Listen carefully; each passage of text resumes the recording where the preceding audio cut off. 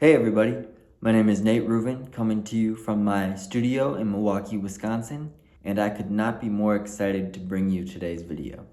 Everyone who knows me is well aware that it is my job to produce music. Though I must admit, another passion of mine is learning about the history and the musicians that created the songs we all know and love. My research has led me to a series of interesting discoveries related to Phil Spector and the Beatles, and I think I may have solved some mysteries along the way, while perhaps uncovering some new ones.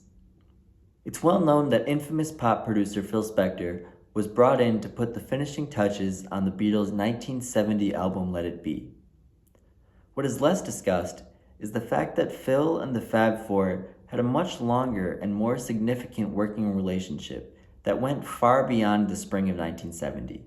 Today, I want to make the case that Phil Spector was intrinsic to the success of the Beatles' solo careers, and why things were never quite the same after he left. Delving into the intricacies of Phil Spector's collaboration with the Beatles provides a richer understanding of their dynamic. While Let It Be stands as a well-known chapter, the depth of their association took place throughout the span of the 1970s. This exploration aims to pinpoint what Spector's pivotal role was in shaping the individual trajectories of the Beatles post-1970, leaving an indelible mark on their solo endeavors. Let's rewind back to 1969, when the Beatles were going through the final stages of their career as a band. The group was unsuccessful in completing their Get Back album, and shelved it, working on what would go on to become their Abbey Road album. During this time, each member was not only contributing to the Beatles' recording sessions, but also beginning to embark on their own solo careers. Not only was this era defined by the Beatles pursuing their new lives, but their friend, American record producer Phil Spector, was also searching for his next opportunity. Phil's relationships with the artists he brought to fame were in shambles. Most of these artists had gone on to pursue their own careers without Phil. The Righteous Brothers had signed with MGM, Darlene Love was off singing with Elvis, and Phil was feeling a bit left in the dust. He was now blacklisted by many DJs who were either sick of Phil's shenanigans or were completely against the racially integrated nature of his music. The rejection from radio and the industry's changing dynamics marked a turbulent phase for Spector. He wasn't being played on the radio, and the phone wasn't ringing. All of that would change when Phil was invited to England by his friend George Harrison to help the Beatles with their new label, Apple Records. At first, Phil was left waiting for his moment, probably confused why the heck he was in a foreign country, far away from the comfort of his home in California. Finally, Phil's opportunity came when Harrison invited him to participate in the recording of John Lennon's Instant Karma. Phil's entry into the Beatles' sphere through George Harrison's invitation offers a glimpse into the unpredictability of artistic collaborations. The initial confusion and waiting period paint a picture of Phil's anticipation, which would soon transform into the perfect moment when he stepped into the recording session for Instant Karma. The transitional phase of this era marked not only the end of the Beatles as a cohesive unit, but also the birth of individual musical journeys. Phil Spector, navigating his own crossroads, found a genuine connection with the Beatles during this pivotal period. It was a juncture where both his and the Beatles' creativity and self-interest intersected, setting the stage for a lasting collaboration. When Phil arrived at the Instant Karma session, he was silent as a mouse. Bystanders remember him, quote, popping a different pill every minute. Phil was nervous and eager to impress. After the awkwardness of Phil's silent presence became too much to bear, George insisted that Phil do something and take a hold of the production. After being given the green light to insert his opinions, Phil was back to his old ways of commanding the studio. He insisted that the drummer's kit be covered in blankets and for his cymbals to be removed. He had the engineer add a thick layer of tape echo to everything in the mix. He insisted that 3 keyboardists played the piano part on one piano, their hands overlapping each other as they played. He had the drummer overdub a second layer of drums onto his first take. On that day, Phil made those 4 or 5 musicians at EMI sound just like the large ensembles he'd recorded in California. Phil was able to take his hit sound that he created during the 1960s and apply it to the now grown-up Beatles, who were seeking a variety of different sounds. The intensity of Phil Spector's presence during the recording of Instant Karma is a reminder of his unorthodox yet effective methods. His meticulous instructions, from altering the drummer's setup to layering the instruments over and over, underscore the transformative power he brought to the Beatles' sound. For Spector, this session marked not only a return to using his familiar techniques, but an opportunity to shed the girl group image he'd become associated with. Instant Karma was a huge hit, and now Lennon and Harrison thought it would be appropriate for Spector to complete their unfinished album, Get Back, recorded simultaneously during the film that was to be released under the same name. While Peter Jackson's 3-part documentary, Get Back, would eventually see the light of day, it was initially released in 1970 under a different edit and called Let It Be, named after the now reproduced and retitled album. Phil worked at a vigorous pace, with intense focus on making the Beatles' last album worthy of such an honor. On some songs, such as Get Back, Phil was very restrained in the changes he made, just adding clarity and focus to otherwise slightly uninspired material. On other songs, such as the title track and The Long and Winding Road, Phil applied his famous bombastic production. Phil added dense orchestration and studio trickery to some of the album's most climactic songs. The result was approved by all 4 Beatles, but eventually, Paul McCartney would revoke his endorsement, perhaps feeling that he had been upstaged on his own songs. Despite McCartney's insistence on the removal of Phil's contributions, the album, as Phil produced it, was released on May 8, 1970. This short yet intense period of working on Let It Be showcased the dichotomy of Spector's approach. He could have a nuanced touch, evident in the rock and R&B tracks, that highlighted a more subtle influence from his days in the Teddy Bears, all the way to the grandiosity of his larger productions, that at best were groundbreaking innovations, and at worst were self-indulgent stunts. But now with the band officially broken up by the start of the new decade, both Lennon and Harrison enlisted Phil to produce their first solo albums. Lennon's debut was Plastic Ono Band, a sparsely arranged album that successfully conveyed the pain Lennon was experiencing as a young adult dealing with substance issues, a dysfunctional family life, and the difficulties of fame. Harrison's debut was All Things Must Pass, a larger-than-life declaration of spiritual enlightenment and self-independence. John and George's albums were very different in tone and in their approaches to arrangement, but both had something in common. What they had in common was the fabulous production of Phil Spector. On Lennon's album, Phil was once again very restrained in his application of his studio wizardry. There are subtle uses of echo and double tracking, but for the most part, it's a very somber album that focuses on Lennon's voice and a minimal band setup, very different from the 50 or so member ensembles that Phil had become accustomed to working with. Phil actually contributed piano playing himself to the album, making it one of the only times in his post-50s career that he played on a record he produced. Lennon had a fun time sitting in the control room, watching Phil lay piano parts down, as normally the roles were flipped. When reflecting on the Plastic Ono Band sessions, Phil remembered the following. Everyone asked, how are you going to record 3 pieces? It's very simple. Just like you record 20. It's what you envision as a producer. Meanwhile, George's album kept in line with Phil's wall of sound production style much more.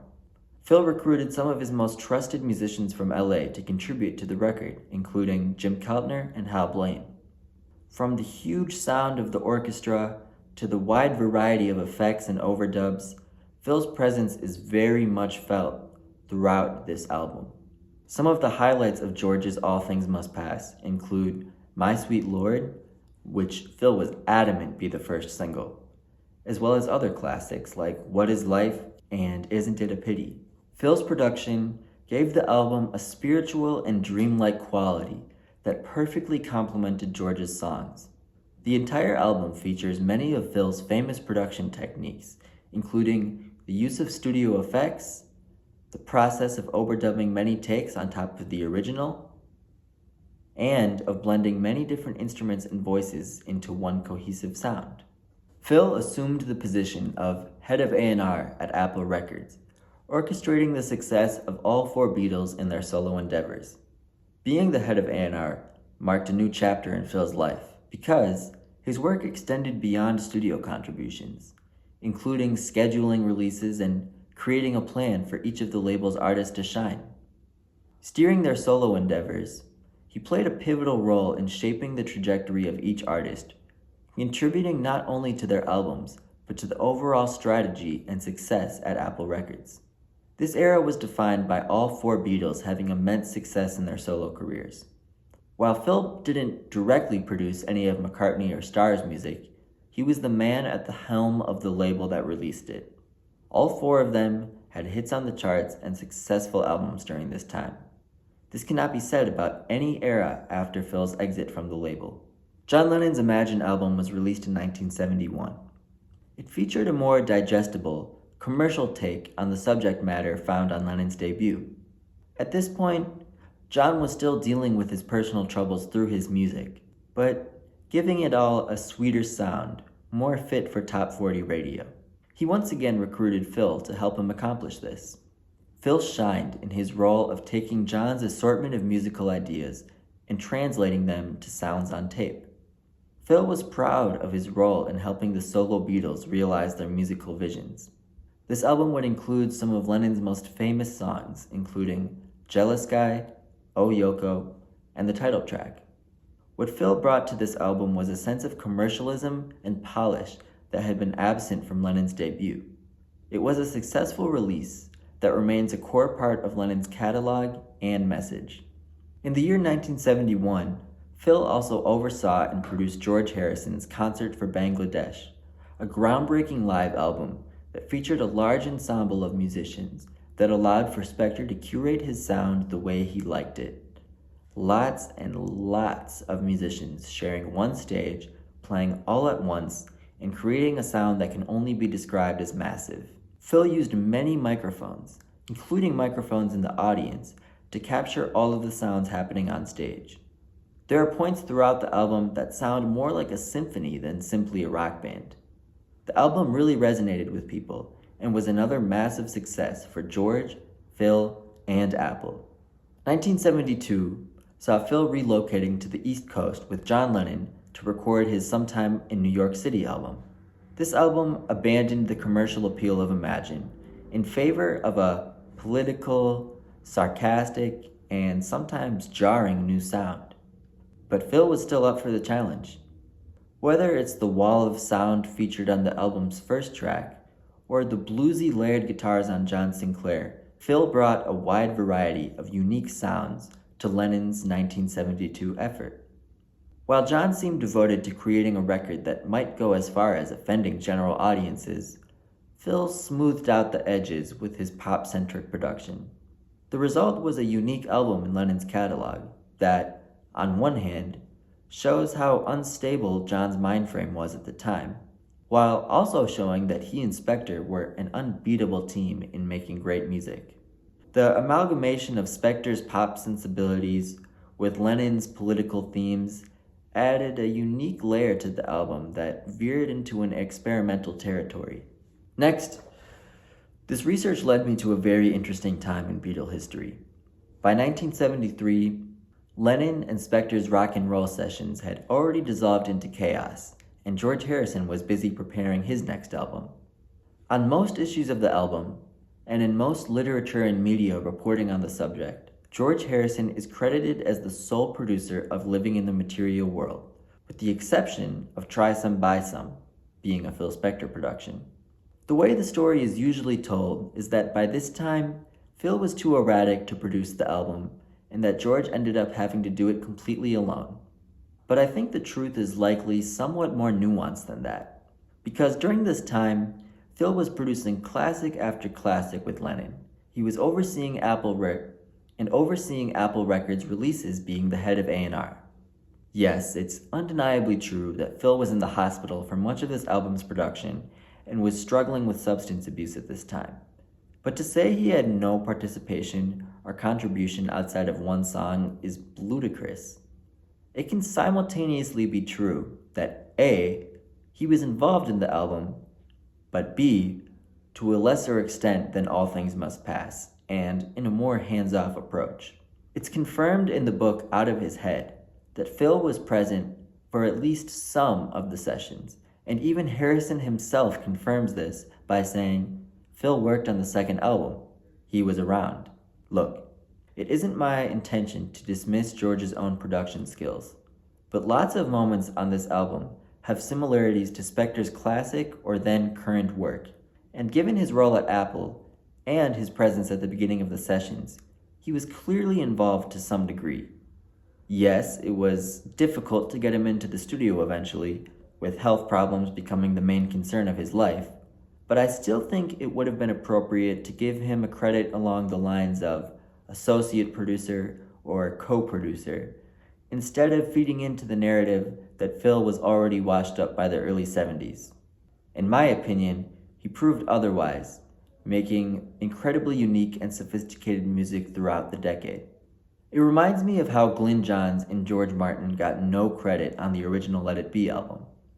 That too is unfair, and they should have gotten some kind of pre-production or co-producer type of credit from the jump. But I think the same logic applies here.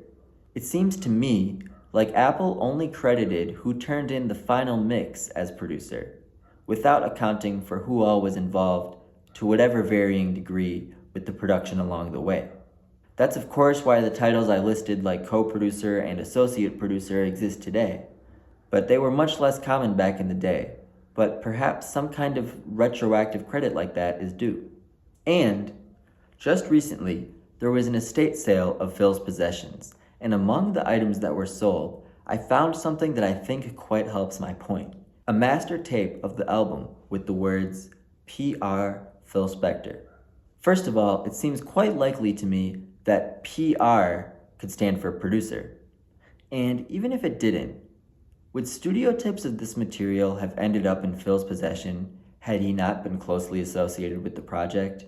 Seems unlikely to me. I doubt that Apple was letting their music leak out like that. This once again reinforces my opinion that Spector's contributions to the album extended beyond the singular track he was credited on. But by this point, the chaos that seemed to follow Phil wherever he went made it so that George distanced himself from Spector by the time the album was complete, and left his name off for personal or political reasons. Once again, this is just my opinion, and I know there are numerous official sources that would disagree with my take. But between the stories of Spector's initial presence at the sessions, the album containing many of Spector's sonic trademarks, and this new tape discovery, I'm still quite inclined to believe that Spector was more involved with living in the material world than we're led to believe. My theory was further confirmed by Phil Spector's son, Gary, who not only made me feel confident in my assessment of Harrison's second album, but also introduced me to a new narrative that actually completely contradicts the story as I've told it to you thus far. So here's what Gary told me in response to a post I made about Spector producing Living in the Material World. He said, "As for the above information, I do believe what you say is true. According to my father, he also worked on the Yellow Submarine album, but claimed he did not want credit due to having to pay taxes if he did. This is a bombshell piece of information, and it can actually be fact-checked by comments the Beatles have made about that time. What makes this information so revelatory is that George Martin is the sole producer credited for Yellow Submarine, which was released well before Instant Karma and Let It Be, making the story of those records being Phil's introduction to working with the band untrue if he did indeed contribute to Yellow Submarine. When remembering this era of the band, Lennon said, "You see, for quite a few of our albums, George Martin didn't produce it." So what can be deduced from all of this? Well, it wouldn't have been the first time Spector contributed his production work without credit, just for the goodwill of the artist he was working with. He did the same thing in the 50s with artists like Elvis Presley. Contribute to the record to get in the artist's good graces, but then don't take the credit away from the guy in the suit. It's a pattern in Spector's career that I discussed in past videos. If this is true, it would explain the drum echo on Hey Bulldog that is very reminiscent of Spector's classic backbeat sound, and the over-the-top production on songs like It's All Too Much and Northern Song. I believe Gary, because it's such a specific album for Phil to claim to have worked on. He made the claim of having worked on that one, an album that wasn't a chart topper and that is often forgotten in the mix, while at the same time, members of the Beatles would go on to admit Martin's light footprint in the studio at this time. Could our timeline, as we know it, be off and Phil's contributions began earlier? Personally, I'll never be able to listen to Yellow Submarine album now without hearing touches of Phil. Anyways, back to the official timeline. It was 1973, and Lennon was working on the album that would go on to be called Rock and Roll. The album's recording sessions were defined by substance use, fighting, and generally unproductive behavior. By this time, Lennon and Spector were beginning to butt heads. Nonetheless, the material they did record is some of my favorite that they worked on together, and I think tracks such as Angel Baby, Just Because, and Stand By Me are easily some of the best of Lennon's career. Though Lennon ended up completing the album on his own, Spector's influence and contributions can be heard from a mile away. That larger-than-life sound could have only come from one man. With Lennon and Spector becoming unable to agree on much of anything, and with the other Beatles also having moved on from using him in the studio, Spector's time at Apple Records was coming to a close. But that didn't mean he didn't have at least a few more tricks up his sleeve to contribute to the Fab Four's catalog. When Lennon passed away in the 80s, his wife Yoko Ono recorded an album in his tribute, Season of Glass, and recruited Spector to produce the album. He infused the album with a real 80s new wave sound, but also brought in his classic production ethos. His production made the album one of Ono's most palatable releases. During this time, Phil was also appointed to oversee the posthumous compilation albums that the Lennon camp was releasing. This included post-production work on Men Love Avenue, which was a collection of unreleased studio material, and Live in New York City, which was a live album of the 1972 Madison Square Garden concert. Phil ensured that both of these albums would live up to the standard of his friend John. The distinct touch he imparted to both of these projects served as a testament to the enduring legacy he shared with John Lennon. After Phil's exit from Apple, all four Beatles never saw the same level of simultaneous successful releases.